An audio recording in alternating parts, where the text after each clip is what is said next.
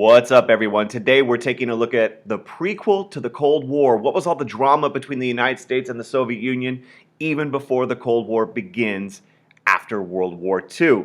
And like most stories, this story begins once upon a time. Before the Soviet Union even existed, it was Russia under Tsar Nicholas II. And there were deep political, economic, and social problems in Russia. There was actually a revolution in 1905, but the big revolution begins in February, if you're looking at the Russian calendar, or March of 1917.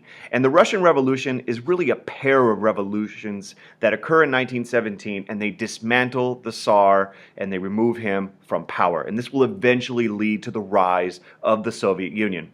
Russia was experiencing defeats on the battlefield during World War I. There was a lack of food and fuel at home, and there was a lot of resentment, and you could see in this image the revolution takes place. And there is a power struggle. There is a provisional government that is set up, a temporary government. They start preparing a constitution, but they made a big mistake. They continued the war against Germany, which a lot of people were unhappy with. And there was a lack of reform, particularly land reforms. And so you get round two of the Russian Revolution, which really begins in October of 1917 or November, depending on which calendar you're looking at. And this is the Bolshevik Revolution. The Bolsheviks were a radical socialist group, and they're led by Lenin. There he is with his sexy bald head, and they take over power. There's not much struggle. In fact, the Bolsheviks, led by Lenin, easily overthrow the provincial government in Petrograd, and basically they promise peace, land, and bread, and that sells with the population, and they're now in charge. They're going to set up a communist state, and they're going to end private ownership of land and promise a whole bunch of reforms. One of the things they do early on is peace. Peace. Peace. The new Bolshevik government pulled Russia out of World War I. They signed this treaty right here, but it did come at a cost. They withdraw from the war, and they lost some land to Germany and some people from the Russian population. So they waved the white flag so they could focus on the reforms and building their communist state. Now keep in mind, as a result of this, there is a Russian civil war where Russians are fighting Russians.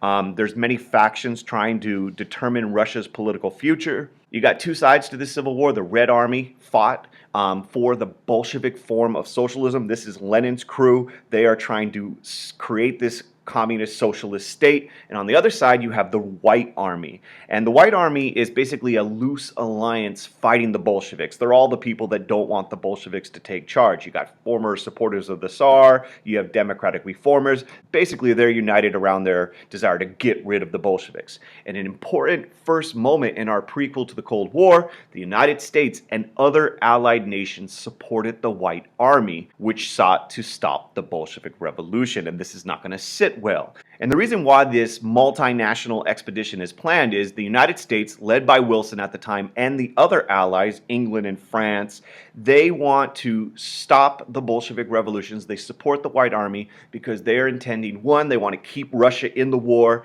they want to keep them in the Allied camp, and they want to stop communism.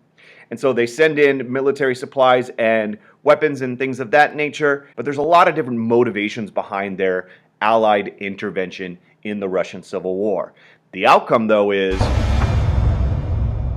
it furthered fueled communist distrust of the West because the Red Army ultimately becomes victorious, and the communist state is going to be very suspicious of Western powers. Now keep in mind, as the Soviet Union is created, this is going to lead to an ideological conflict between capitalism and communism. These two systems are very different. Soviet communism believed the state controlled all property and economic activity, and politics was completely run by the Communist Party. They had complete control. There was no freedom or elections or things like that.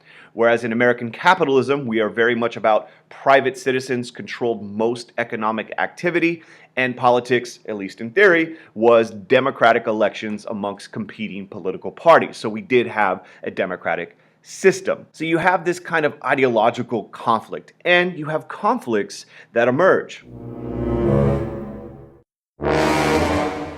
One of the stated goals of the new Soviet Union was to spread a worldwide socialist revolution. Remember, there's a huge Red Scare in the United States in 1919 after World War I, where we're afraid that communism is coming to the United States. And so there's this desire to have this worldwide revolution, which causes further tension between these two sides. In fact, as a result of all this, there is going to be no recognition for the new Soviet Union by Wilson, Harding, Hoover, or Coolidge. In fact, throughout the 1920s, the United States is going to support the efforts of England and France in trying to isolate this new Soviet regime. In fact, it'll be 16 years before we finally recognize the Soviet Union in 1933 with the administration of Franklin Roosevelt. And that doesn't mean we're cool, it just means we finally recognize their nation as a legitimate nation. Now, other conflicts that emerge is, of course, this dude with the awesome mustache, but not a really good awesome humanitarian. He was not only anti-capitalist, he not only advocated for a worldwide revolution, but he also was a brutal dictator. And from the mid-1920s until the 1950s, Stalin's in control of the Soviet Union. There's forced collectivization, various 5-year plans where you have complete government control, and he's not a nice dude. There's purges, there's secret police, there's no dissent allowed, and people are sent to gulags, which were basically brutal labor camps where lots of Soviet citizens die. And then you get a shocker when these two dudes with the two mustaches in 1939 sign a deal, a secret non-aggression pact between the Soviet Union and Germany. And even though they didn't like each other, here they are, they're agreeing they're not going to attack one another. And this gives Hitler the green light to make war with Poland. And they're going to do that. They're going to carve up Poland amongst themselves. And of course, in September of 1939, you get World War II starting because Hitler has this non-aggression deal in place. So we have further suspicion of the Soviet Union because how dare they make a deal with Hitler? A few weeks later, as a result of this non-aggression pact, Germany invades Poland, and in September of 1939, you have the beginning of World War II. And of course, with Germany's blitzkrieg strategy, lightning war, pretty much the entire continent is going to be conquered, and the Soviets move into Poland and take over their little share of the pie, and basically Poland is no mas, they're no more. Now, what you need to keep in mind is the Soviets are kind of carving up their little region in Eastern Europe, also the Baltic states of Estonia, Latvia, and Lithuania. And these were areas that were previously under Russian control during the Russian Empire, but they lost them with that deal to get out of World War I. So Stalin's kind of picking up some pieces of that. Now, the purple, the light purple, is no bueno. You have all these different countries being conquered, and the Axis powers are firmly in control. The Soviets are on the sidelines, non-aggression pact. Now, of course, this little marriage, this little creepy image is only going to last for so long because in June of 1941, the Z Germans are going to invade the Soviet Union. Operation Barbarossa, Hitler will invade the Soviet Union after trying to defeat England during the Battle of Britain. They're bombing, but the British continue to hold out. Hitler turns his military power against the Soviet Union. And he's hoping to gain some resources. He's also hoping to get rid of his rival Stalin. He does not like communism. He wants to exterminate it, but it's going to be a costly mistake. About 3 million German soldiers are going to invade, and it is going to lead to a tremendous loss of Soviet life, Russian life.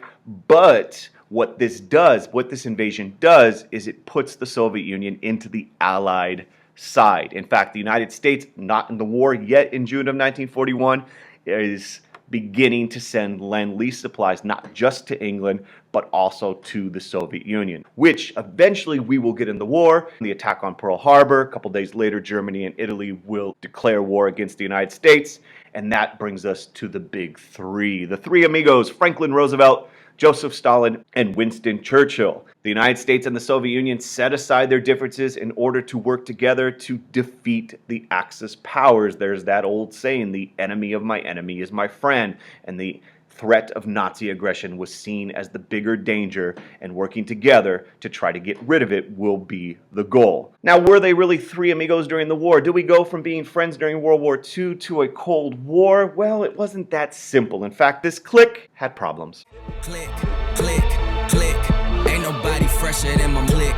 Click. Wartime disagreements emerged amongst the big three. They are going to have some tension and some conflict even as they are allies during World War II. So tension before the war, tension during the war, and of course, Cold War after it.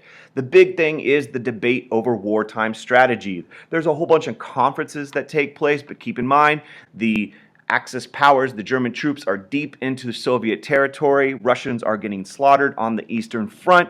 And one of the big debates over the alliance was when you're going to open a second front. Stalin wanted a second front from Churchill and Roosevelt. In fact, he wanted them to invade here in what will be the Western Front, the Western theater of the war. He wants an invasion to help alleviate some of the problems the Soviets were experiencing. And Stalin felt the other allies were stalling. Get it? Stalling. In fact, he felt they were not Russian to help him out. Little Cold War humor for you. Now, the real reason is Churchill and Roosevelt felt they did not have enough resources. They could not penetrate the German defenses of the Western theater of the war. They had the Atlantic Wall. And so they decided to go up through North Africa under Italy, what was referred to as the soft underbelly of Europe. Now, of course, a big turning point takes place at the Battle of Stalingrad, where really from August 1942 all the way until late January, early February 1943, the Soviets start pushing the Axis powers out of the city, and the Red Army, they are on the offensive. So Soviet manpower plays a huge role in helping win World War II, as well as the rest of the Allies, but the Soviets bear a lot of the brunt of the fighting. The big invasion, the second front that Stalin had been wanting and hoping for, really takes place at D-Day. Make sure you know about it. June 6, 1944. This is the kind of opening of the second front and another turning point in this war. And of course, following Stalingrad and D-Day, it's beginning of the end for Hitler. Now, there are some other tensions during World War II besides strategy, and it also has to do with the bomb.